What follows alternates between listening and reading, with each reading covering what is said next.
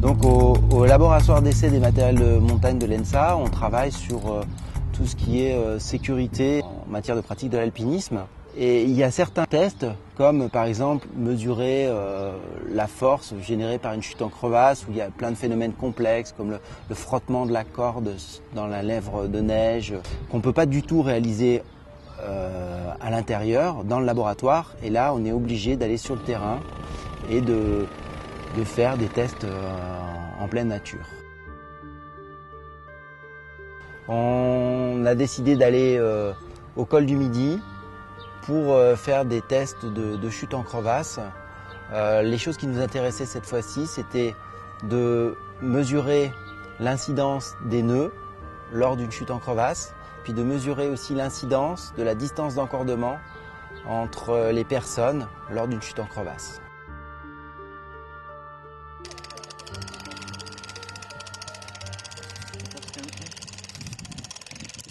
D'un côté, on va faire tomber une masse avec une corde sur laquelle il n'y a pas de nœud.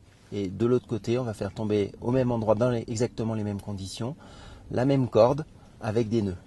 On a bien sûr un capteur qui va mesurer tout ça. Et puis on va voir s'il y a une différence de force engendrée sur la personne qui retient la chute, selon qu'il y ait des nœuds ou qu'il n'y ait pas de nœuds.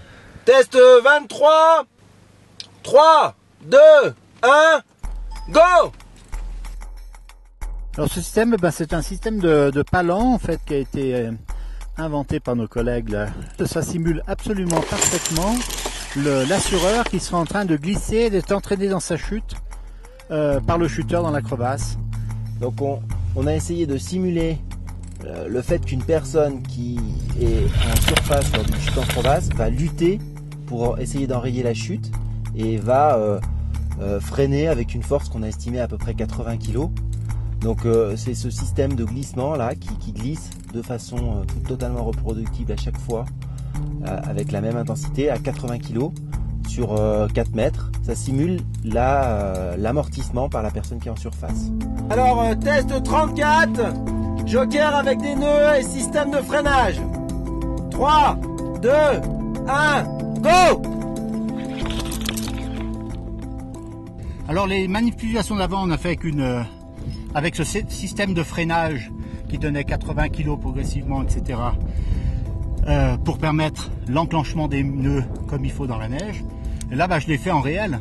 C'est-à-dire que l'assureur, c'est un corps humain qui va glisser dans la neige, qui glisse, comme on l'a vu, de 4 ou 5 mètres, le temps que les nœuds rentrent suffisamment dans la neige et viennent bloquer la masse. Et c'est ce qu'on a vu, donc les nœuds bloquent, et l'assureur est complètement libre à ce moment-là. Il se retrouve avec une corde sans tension. Il peut refaire des amarrages, il peut commencer à mettre en place tout ce qu'il faut d'une façon très libre, sans être sous la pression de la corde du chuteur. Ah bah si, tu vois. Si, tu vois, regarde. Si, il manquait que ça, tu vois. Non, ouais. Les nœuds ont marché. Ouais. Ouais. Voilà, la corde bleue est lâche, les nœuds ont bien fonctionné. Et la corde jaune est toute lâche aussi, donc j'ai pas été freiné par le contre-assurage. Donc on a validé comme ça à la fois le système de freinage qu'on avait, qui simulait l'assureur, et à la fois, bien sûr, on a surtout validé le fait que de s'assurer sur le glacier en ayant des nœuds de chaque côté, c'était effectivement très efficace. Alors, c'est pas efficace tout le temps. On a vu l'année passée, lorsqu'on a fait cette même manip, qu'on avait un bord de crevasse dont la lèvre, il y avait une trentaine de centimètres de neige et ensuite la glace dessous. Donc ça laissait pas au nœud la possibilité de rentrer dans la neige. Et à ce moment-là, ça ne fonctionnait pas du tout. Et une corde à nœud ou une corde lisse, à ce moment-là, c'est exactement le même sujet, puisque les nœuds, au lieu de pénétrer, venir s'enfoncer et freiner dans la neige, eh bien, ils glissaient sur la glace normalement et donc il ne se passait rien. Et là, on l'a vu, alors que si on a une lèvre, sans doute il faut que la lèvre soit avec 1 mètre, 1 mètre 50 de neige. À ce moment-là, vraiment, les nœuds se plantent profondément et le système est arrêté. Donc le système avec nœuds est parfaitement validé et c'est ce qu'on voulait démontrer. Ça restera fortement conseillé. Donc le bilan de cette manip avec nœuds, c'est que sur cette corde d'attache, les nœuds ont parfaitement bien fonctionné à chaque fois.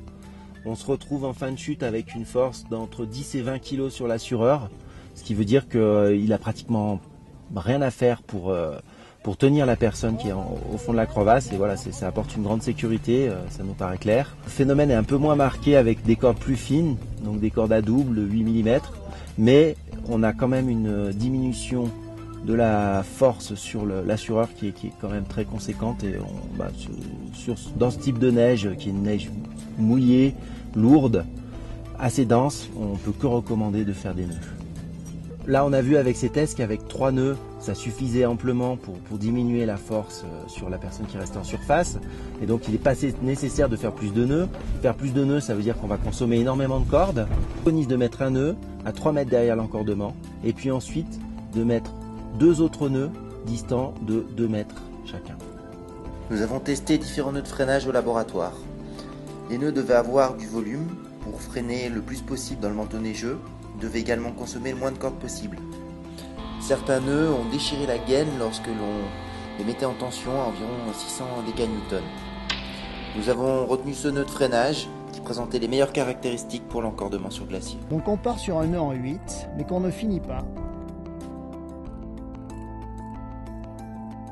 Après on prend un brin libre qu'on passe dans la boucle finale du nœud de 8. Boucle qu'on aurait dû passer dans la grosse boucle, on la passe en double en fait dans la grosse boucle.